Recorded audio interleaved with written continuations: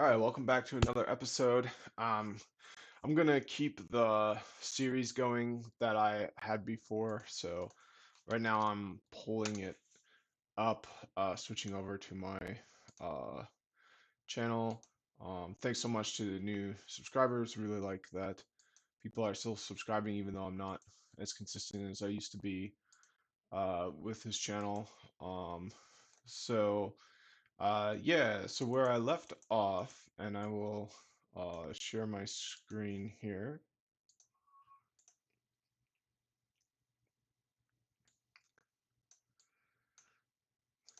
Okay, is these experienced technology professional. I kind of want to rebrand myself a little bit, and for the longest time, I was kind of defining myself as a network engineer and somebody with Python skills and experience. And I just think that's a little bit problematic because just the field is so broad to really have myself be um, pigeonholed and define myself and kind of not give myself flexibility in how I describe my set of skills. I think doesn't make a lot of sense. So you can see I'm kind of trying to get away from that and calling myself more of a experienced technology professional, and then putting down some of the skills and job roles uh, I am interested in. Network engineering is still there very much, but I want to get like site reliability engineering is something I learned about a few years ago, but never really um, kind of gave it a lot of thought. And but recently I've started seeing it and really looked into it, and it's like, oh well, site reliability engineering makes a lot of sense for me to get into. So like this idea that like I'm a network engineer is just a really toxic idea because I'm a human being. I can learn, get into things. I can leverage my existing skills. I can learn new skills. So um, I want to get away from that, and I want to still have that identity of like what kind of work I do, because like I think it helps to have that, but it's just if it's too specific, then I think that's where it's problematic. So um, okay, so I'm going to go to the last video I did, which was on understanding of software development methodologies. So the thing with that is um, I skipped over one, so I'm gonna go back and do the one I skipped. Okay, and kind of the main idea of this series is using AI prompts for basically replacing uh, or not replacing, but like taking the latency out of one-on-one coaching, out of mentorship, out of that, and having it be 24/7 on demand right at your fingertips, even if it isn't exactly as um, high quality as it could be with a real person. Um, Basically, taking that seriously and utilizing it as much as you can, I think is really a good idea. So that's what I'm trying to do. Okay, so now we're gonna do. Uh, okay, we're gonna do. What is the best way to uh, gain an understanding of best security practices?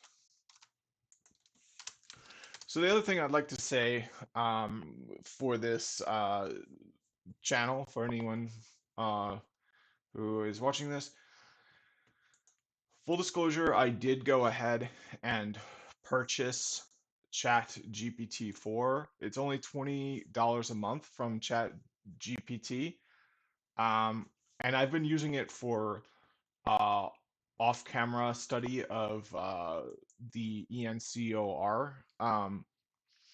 I just want to do that off camera uh, because I want to decrease the latency. I want to, yeah. So off camera, unfortunately, is how I'm gonna go about that.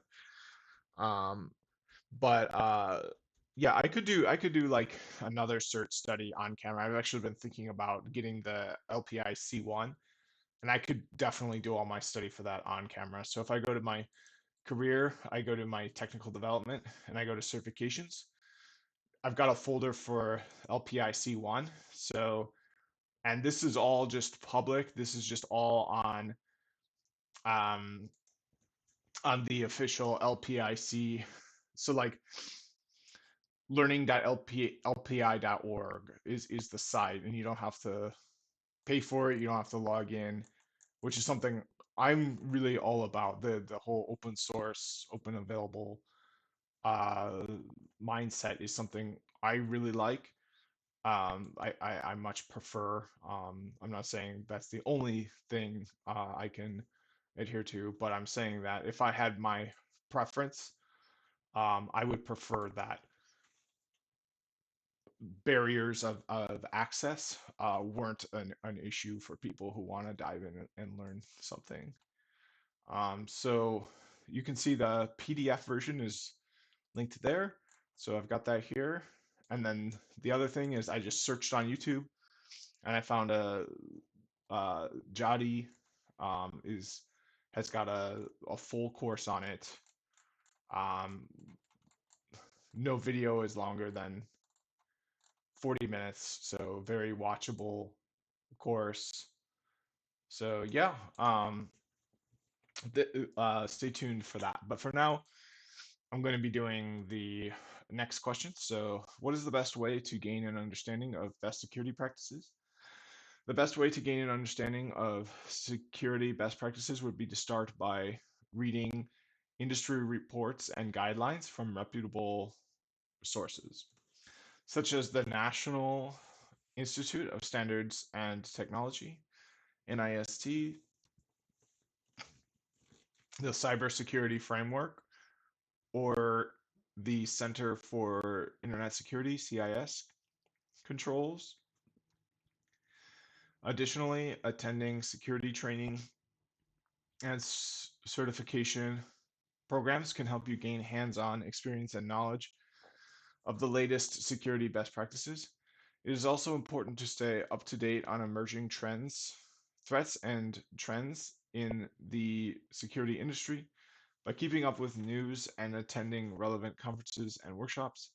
Finally, collaborating and discussing with peers and colleagues in the industry can be a great way to gain deeper insights into security best practices. Okay, so we've got two really good sources here. NIST, so let's do a Google search for that. We've got another one, the Cybersecurity Framework. Okay. And then there's a third one here, which is the Center for Internet Security Controls, CIS. Okay, so we've got the Center for Internet Security here.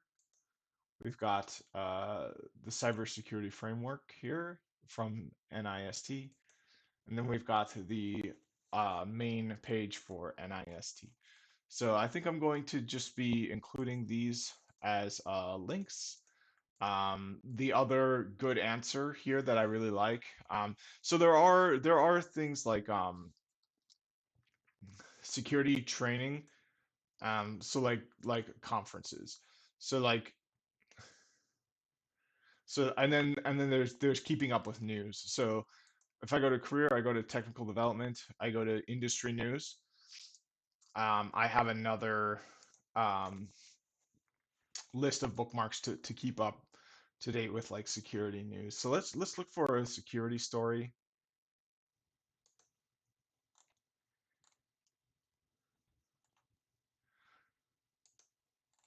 because these sources are you know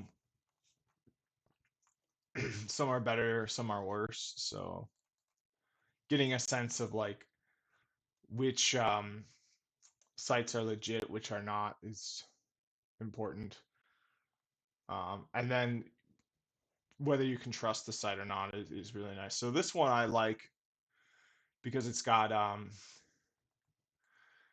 these different categories here, which is really nice to see, but I don't see anything that says security.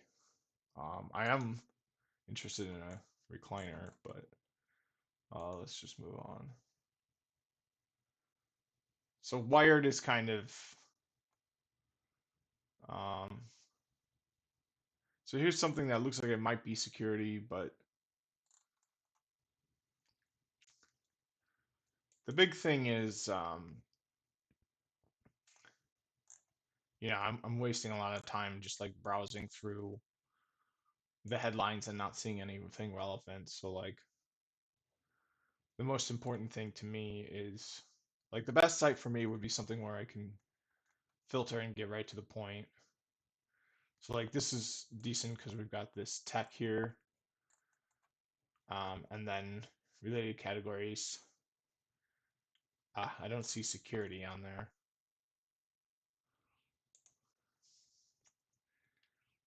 So here's another one where we can click tech,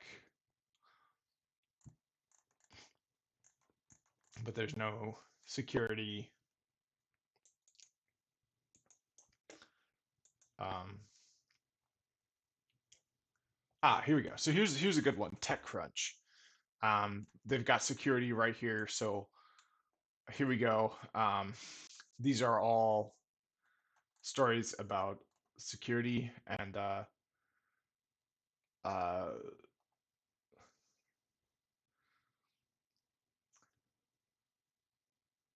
yeah. So supply chain attack. That's probably important to know about. That there's attacks on the supply chain, and that hopefully they have some kind of defense. So I think that's the answer to that. TechCrunch is listed right there. Security. Let's check the other two. Okay, this looks like an unrelated thing. This looks unrelated as well.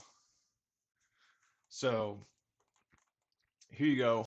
Um, I'm gonna include this in my bookmarks for this video as well. Then there's also conferences. I know DEF CON. I know people who go to the DEF CON security conference. Um, so I'll list that. Another important thing is capture the flag events for cybersecurity. Yeah. Okay, so I think that's going to be it for this video, shorter video. Um, a great way to gain an understanding of security best practices are to read them. They are actually uh, published and researched by organizations. Um, Another great way is to stay up to date with what's happening in the security world. So like things like legislation, like the Cyber Resilience Act in the EU. It's really important to be up to date with. Um, yeah, so like I'll include this, and then conferences to talk to other professionals and see the cutting edge, um, and then hands-on events as well. All right, that's it for this video. Thanks for watching and see you in the next one.